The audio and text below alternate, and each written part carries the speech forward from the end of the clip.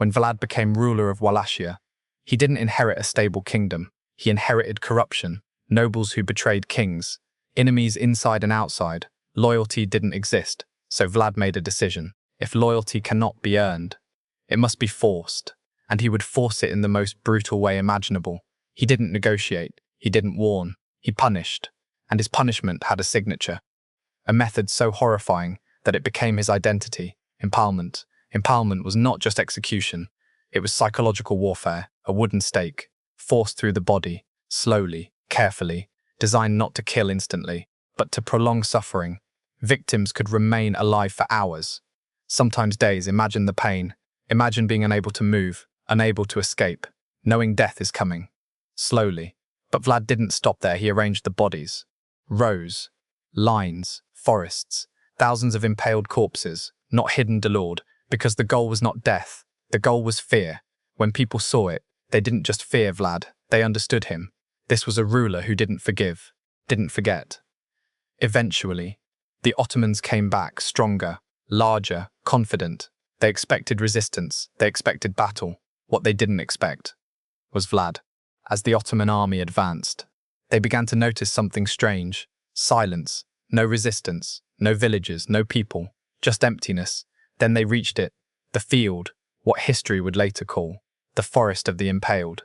Thousands of Ottoman prisoners, impaled, rotting under the sun, men who had once marched with pride, now standing in death, watching, warning. The smell was unbearable, the sight unforgettable.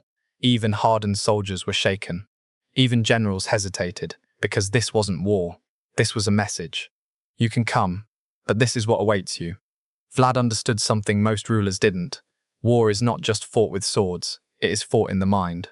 If your enemy is afraid, you've already won half the battle. And Vlad didn't just create fear, he mastered it. Stories spread quickly, whispers turned into legends. He eats while people die, he laughs at suffering. He cannot be reasoned with. True or exaggerated, it didn't matter, because belief is stronger than truth. Soon, enemies didn't just fight Vlad, they feared him, and fear makes people weak. Now comes the question everyone asks. Was Vlad a monster, or was he necessary? Because here's the uncomfortable truth. His methods worked, crime dropped, corruption decreased, enemies hesitated, his land, once unstable, became controlled. But at what cost? Thousands dead, countless tortured, a reputation built on suffering. So what do we call him? A tyrant? A protector? Or something in between?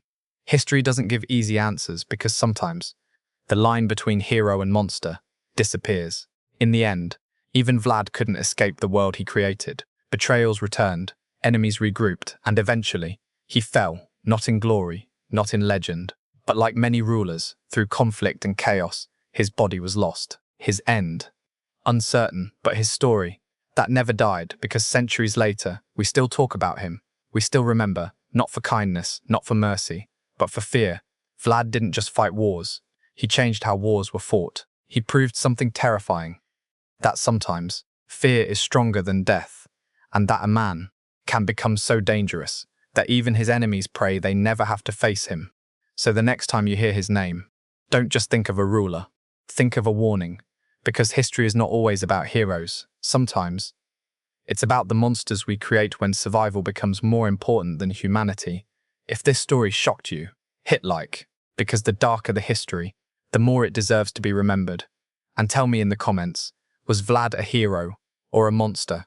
Now imagine something even darker, not just death, but normalizing death. There are stories, recorded, repeated, whispered across centuries, that Vlad would sit down to eat, right in the middle of impaled victims.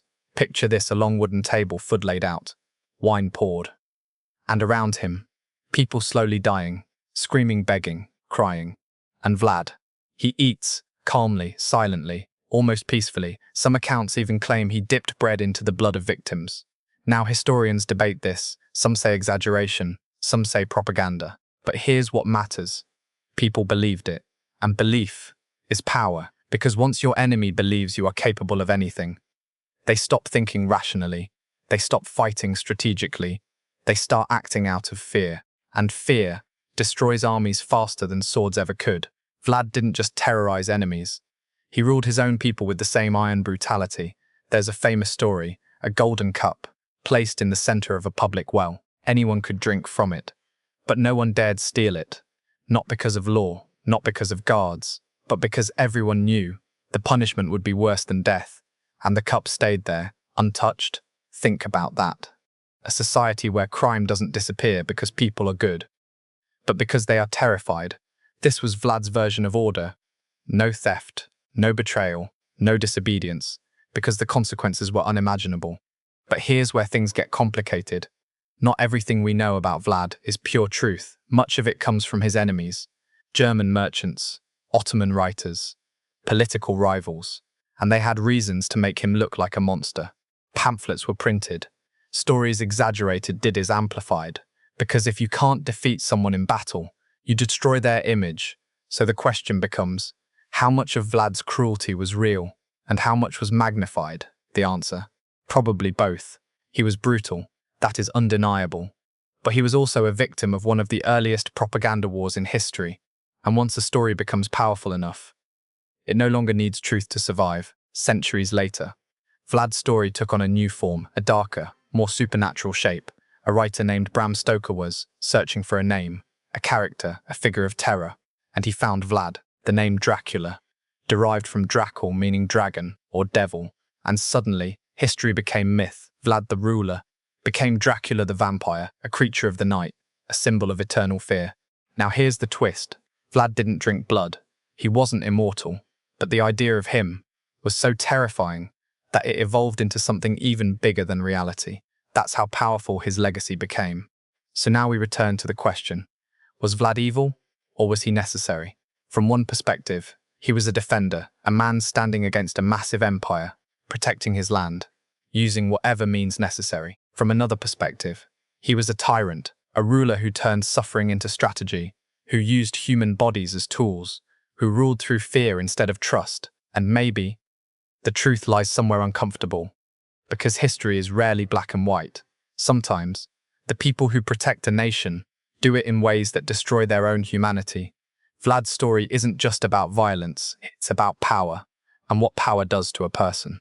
When you grow up surrounded by betrayal, you stop trusting. When you live in constant war, you stop valuing peace. When fear works, you keep using it, until one day, you don't even recognize yourself anymore.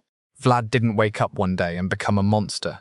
He was shaped into one, by war, by trauma, by survival, and that's what makes his story dangerous, because it reminds us, under the right conditions, anyone can become something terrifying, even after his death, even after his fall. The Ottomans never forgot him. Why? Because Vlad didn't just defeat soldiers, he broke confidence, he planted fear deep into the minds of his enemies, and fear lingers, long after battles end, long after rulers die. That's why his name survived, not as a king, not as a leader, but as a warning. So imagine this one last time. You're standing in that field, the wind is still, the air is heavy, and all around you, bodies, silent, watching, telling a story without words, a story of pain, of power, of a man who understood something most never will, that sometimes the most effective weapon is not steel, not fire, but fear. And that is why, centuries later, we still whisper his name, not because we admire him, but because a part of us is still afraid of him. If this story stayed with you, hit like, because some histories aren't meant to be comfortable, they're meant to be remembered. And tell me in the comments, if you were in that time, would you stand against